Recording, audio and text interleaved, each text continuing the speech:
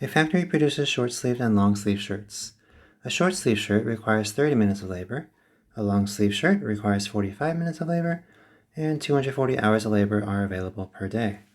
The maximum number of shirts that can be packaged in a day is 400, so no more than 400 shirts should be produced. If the profits on a short-sleeve shirt and a long-sleeve shirt are $11 and $16 respectively, find the maximum possible daily profit. Also explain why the factory manager might decide to produce different numbers of shirts than the ones giving the actual maximum profit.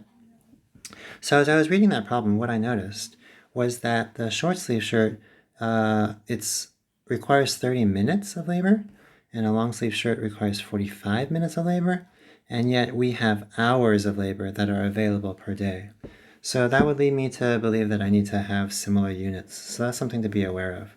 Now, in terms of what my variables represent, I do see that we have short sleeve and long sleeve shirts. So I'm going to go ahead and let X equal the number of short sleeve shirts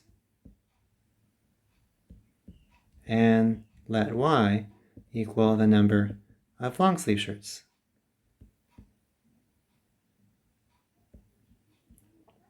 Okay, and then now we can also come up with our constraints. Keep in mind that we want the same type of units here. So if we have minutes and hours, we need to in some way put them in the same form. So why don't we change minutes into hours, right? So 30 minutes is really half an hour. So we're saying half short sleeve shirts are represented with the variable X, and long sleeve shirts will be Y. So 45 minutes of labor, that's 3/4 of an hour. So we're saying combined half X plus 3/4 Y, we cannot exceed 240 hours of labor. So less than or equal to 240. All right, the maximum number of shirts that can be packaged in a day is 400. So depending on how many shirts we make with short sleeves, right, and how many shirts we make with long sleeves, right, all together, they cannot exceed 400. Okay, in a day is 400. So less than or equal to 400. Let's see what else. It also says that the profits on a short sleeve shirt are $11. So if we actually make a profit equation now, we can say that P, which represents profit, can be made up of the $11 for every short sleeve shirt and $16 for every long sleeve shirt. So that's our profit equation. Something we want to kind of tuck away, use for later. I think that's all we're given, but remember, what we also need to consider are some real life constraints. And the real life constraints are involved just in terms of thinking how many shirts can you actually produce. We know that we have to have a positive, right, a number greater than or equal to 0 to say that we cannot have any negative shirts. The same thing goes for any long sleeve shirts. So Y is greater than or equal to 0 as well. Okay. Now, kind of going back to our first constraint, recall how I said that we can change everything to the same units by converting it all into number of hours, but there was no reason why you also couldn't say, let's change it to number of minutes. And so technically, if you wanted to, you could have also created a constraint where you said like 30 minutes, right? 30x plus 45y, but then you would just have to convert that 240 hours into minutes. And so if you do 240 times 60 minutes in 1 hour, right, we're going to get a value of 240 times 60 would be a value of 14,400. So you could have also said a statement like this. Now, as I think about graphing that, thinking about its x and y axes and labeling it, boy, I don't know if I really want to work with those big numbers. So I think it'd probably be safer to say, let's work with the values that we are given there, okay? The one that we have in this constraint here. So that's constraint number 1, constraint number 2, constraint number 3, and constraint number 4. Let's go ahead and graph it. Oops, I just erased. Undo. Graphing. We'll need to create our coordinate plane. I'll just do my best to freehand a line. There. Okay, so x If you recall, that's the number of short sleeve shirts. And y is the number of long sleeve shirts. Oops, long sleeve. There we go. Okay. All right, so as I think about my values that I'm going to have to graph here based on my constraints, I definitely see graphing this with intercepts, I'll need to go to 400.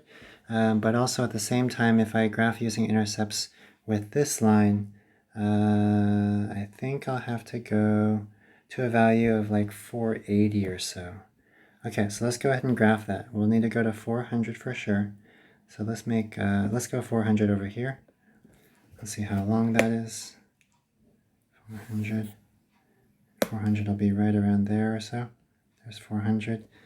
Okay, so 200, 100, 200, 300, 400, and let's just go to 500, something like that. Okay. Okay, let's go ahead and graph this. So based on my first inequality, x plus y is greater than or equal, or sorry, less than or equal to 400.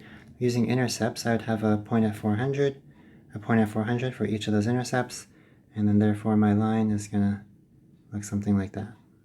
Okay? Because it's less than or equal to, if I test the point 0, 0, I see that 0 is definitely less than 400. I want to be shading everything down here. Do I have a better way of shading? This one? Let's try that. There we go, that's better. Okay.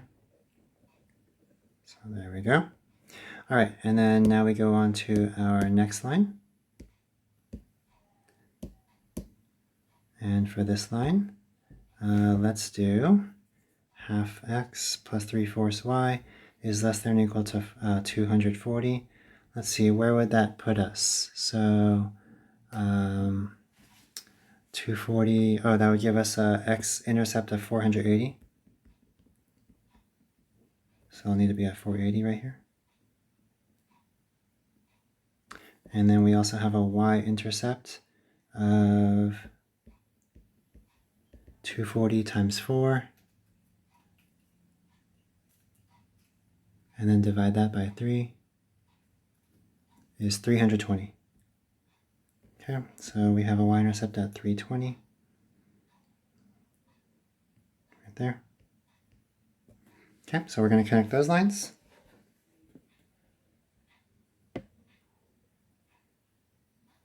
Like that. There we go.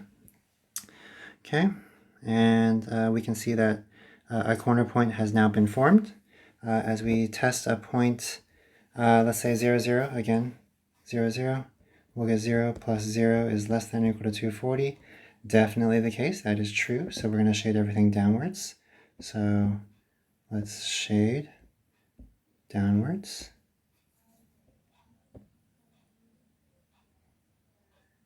And what we're looking for is that overlap to occur. And you can see that overlap is occurring here basically, right? Because you are shading down here, but it doesn't really combine with the green there. So basically what we're forming is, it looks like a quadrilateral.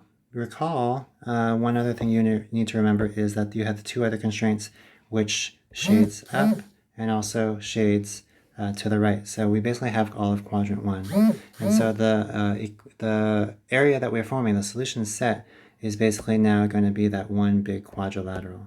Okay, so we have this. Let me darken that area here. Okay, our quadrilateral is being formed right here. That's going to be our shape, like that. Like that. So we need to find all the corner points, right? So our corner points exist at, of course, 0, 0. Oops, at 0, 0. We have another corner point here that's easily identifiable. That was at 400, 0. We have another easily identifiable corner point up here. That's at 320, so 0, 320. 320. And then we have one more, which we need to find now. So let's go ahead and find that corner point. And we do that using a system of equations. So our equation includes the intersection of the green line, which is x plus y is equal to 400, and also the red line, which is half x plus 3/4 y, is equal to 240. Okay. All right, so I think probably the easiest thing to do here would, let's actually convert this equation into standard form where we don't have any fractions. So I'm just going to actually multiply everything by 4. That'll yield us if I multiply everything by 4, that'll give us a 2x plus 3y is equal to 0, 16, 8, 9, 60, like that. Okay, and then we're going to combine that with my other equation. I'm just going to go ahead and multiply that by 2 as well, and I'm just going to use the elimination method. So 2x plus 2y is equal to 800. If I subtract those equations from each other, we will get y is equal to 160. Okay, and then from here, once we have a y value of 160, we can then plug that into any one of those equations. So therefore, x plus 160 equals 400. So x is equal to 240. Okay, so we have the ordered pair 240, comma 160.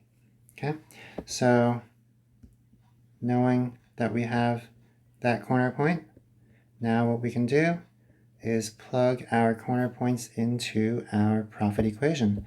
Our profit equation being 11x plus 16y, don't forget that, 11x plus 16y was our profit. Okay, so let me just pull up my calculator. Okay, and now we're going to go ahead and put in our numbers. Obviously, if we put in 0, 0, you're not making anything, so you get no profit. And then if we plug in 400, we'll do 11 times 400. And then that is plus 16 times 0. Of course, that'll be nothing. But we get a total profit of $4,400 there. And then now what I could do is just move around my profit equation. I'm now going to say that we have 0 short sleeves, and we will have 320 long sleeves. That'll give us a profit of $5,120. And then lastly, we have 240, 160. So I'll change this to 160 shirts and 240 shirts, 240. And here we get a total profit of 5,200, pretty close to the other value there, 5,120. But we do see that we yield a maximum profit. We get a max profit of $5,200. Let me just push this calculator off to the side. We get a max profit of $5,200 when we make 240 short sleeves and 160 long sleeve shirts. Okay, there we go. So there is our first question answered. The second question was, explain why the factory manager might decide to produce different numbers of shirts than the ones actually giving maximum profit. Why might the factory manager not want to actually make 240 short sleeve shirts and 160 long sleeve shirts? Well, it all comes down to what's really going on throughout the year. Hopefully, like this would have been more during a discussion here. Hopefully you discuss this in your groups. But what I was kind of looking for here was, if right now we're in October, does it make a whole lot of sense to be making more short sleeves than long sleeves? Probably not, because we're getting into winter months, right? We're getting into fall and winter months. It's getting cooler. So just because you can make a maximum profit of $5,200, it may not make a whole lot of logical sense. You might actually want to be making more long sleeves and less short sleeves just because of the seasons. So the answer to that question would really be thinking about the seasons. It doesn't make a whole lot of sense to always do this the whole year round. Okay, so that's basically just kind of summing up our our last question in case you had any questions on this one.